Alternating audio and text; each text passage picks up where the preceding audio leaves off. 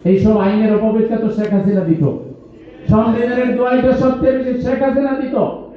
এই যে শেখ হাসিনার প্রতিধ্বনি আমরা দেখতে পাচ্ছি, ক্রান্তি তৈরি করে জুলাইকে অবমূল্যায়ন করার জন্য, জুলাই যোদ্ধাদেরকে অবমূল্যায়ন করার জন্য, দেশের 70% মানুষের ভোটকে অবমূল্যায়ন করার জন্য যে চেষ্টা করা হচ্ছে, মানুষকে এত বোকা ভাববার কোনো কারণ নাই যে মানুষ এগুলো বোঝে না। এইসব সম্মানিত ভাইরা, এই ভোটে জনগণ যে ব্যাপকভাবে জামাতের পক্ষে রায় দিয়েছে এটা আজকে অত্যন্ত পরিষ্কার, কিন্তু ভোট গণনায় জনগণের সেই রায়কে সম্মান দেখানো হয়নি। নানা কলা কৌশলের মাধ্যমে এই ভোটের রেজাল্টকে পাল্টানোর জন্য বহু জায়গায় চেষ্টা করা হয়েছে। রাত 3টা পর্যন্ত 88টা আসনে জামাত আগায় ছিল, কিন্তু রাত 3টার পর থেকে পরিস্থিতি পাল্টে যায় এবং নানা মেকানিজমের মাধ্যমে এক এক জায়গায় এক এক রকম কাজ করা হয়েছে, সব জায়গায় একরকম পদ্ধতি অ্যাপ্লাই করা হয়নি।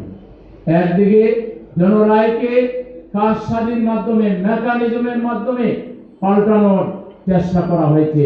তারপরও আমরা দেশের বৃহত্তর স্বার্থে একটা স্টেবল পলিটিক্স যাতে দেশে চালু হয় এবং রাজনৈতিক অস্থিরতার কারণে অর্থনৈতিক অবস্থা যাতে আর খারাপ হয়ে না যায়, দেশ যাতে আর কোনো খারাপ পরিস্থিতির দিকে চলে না যায়, সেই কথা বিবেচনা করে বৃহত্তর স্বার্থে জামাত ইসলামী পার্লামেন্টে শপথ নিয়েছে এবং বিরোধী দলের আসনে বসেছে, দায়িত্বশীল ভূমিকা পালন করছে।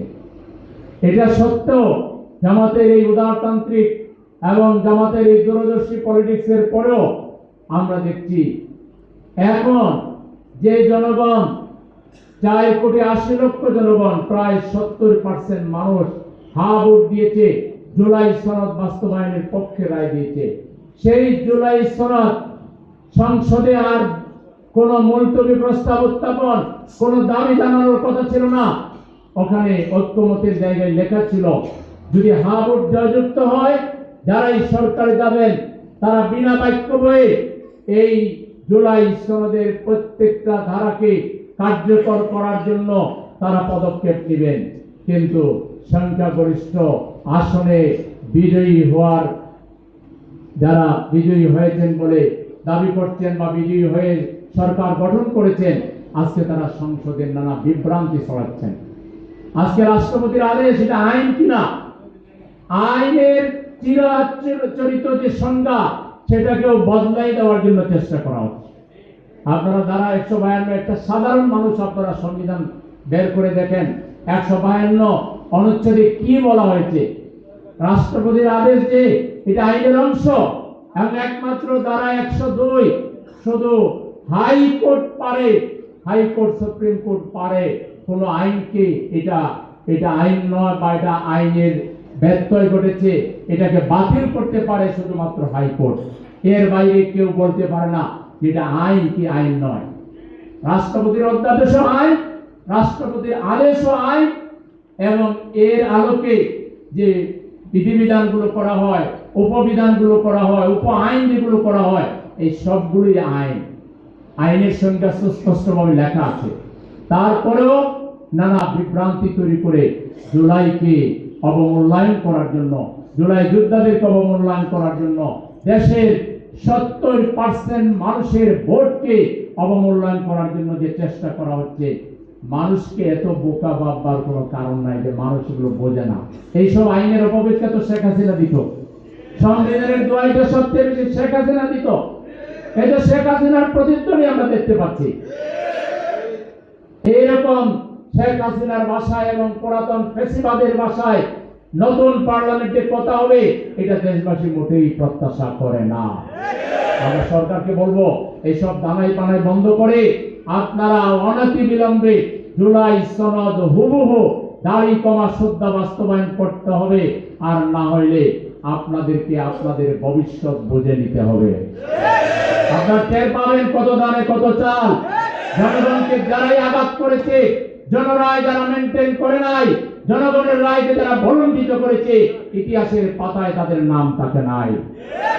আপনারা ইতিহাসের পাতায় নতুন করে আপনাদেরকে সংজ্ঞায়িত করা হবে বিশ্বাসঘাতকতা হিসাবে। আপনারা জনগণের সাথে প্রতারণা করছেন, জনগণকে ধোঁকা দিচ্ছেন। ধোঁকা দিয়ে বোকা বানিয়ে আপনারা বেশি দিন এই মানুষকে বিভ্রান্ত করতে পারবেন না। সেজন্য আমরা পরিষ্কার বলতে চাই যে গণভোটের পক্ষে আপনারাও কথা বলেছেন, আমরাও কথা বলেছি। আমাদের সকলের কথা বলার প্রেক্ষিতেই তো জনগণ রায় দিয়েছে।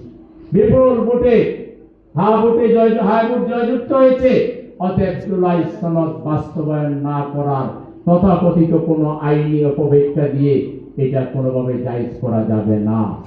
সমাজের ভাইরা, আজকে জামাত ইসলামী দেশের প্রধান বিরোধী দল হিসেবে তার দায়িত্ব পালন শুরু করেছে। জামাত ইসলামীর সম্মানিত আমির বলেছেন যে আমরা সরকারের ভালো কাজকে সহযোগিতা করব, কিন্তু সরকার যদি কোনো অন্যায় করে তাহলে অন্যায়েরও আমরা দায়িত্বহীন প্রতিবাদ আমরা করব। আমরা সেটা পার্লামেন্টে দেখছি। বাংলাদেশের ইতিহাসে বিরোধী দল যে মজবুত ভূমিকা পালন করছে, বিরোধী দলের নেতা হিসাবে আমির জামাত যে মজবুত ভূমিকা পালন করছেন, আজকেও পার্লামেন্ট থেকে ওয়াকআউট করা হয়েছে এবং প্রতিবাদ জানানো হয়েছে। আমির জামাত তথা বিরোধী দলীয় নেতা যে মুলতবি প্রস্তাব উত্থাপন করেছিলেন এবং যেটার উপরে আলোচনা হলো গতকালকে পার্লামেন্টে, এইটাকে ডাকা দেওয়ার জন্য আরেকটা মুলতবি প্রস্তাব উত্থাপন করে সাপ দিয়ে মাছ ডাকার একটা চেষ্টা করা হচ্ছে। এই ধরনের অপতৎপরতা চালিয়ে বাংলাদেশের জনগণের মধ্যে আপনারা যে চিড় ধরাচ্ছেন, রাজনীতিতে একটা নতুন, আপনারা সেই পুরাতন সংস্কৃতিকে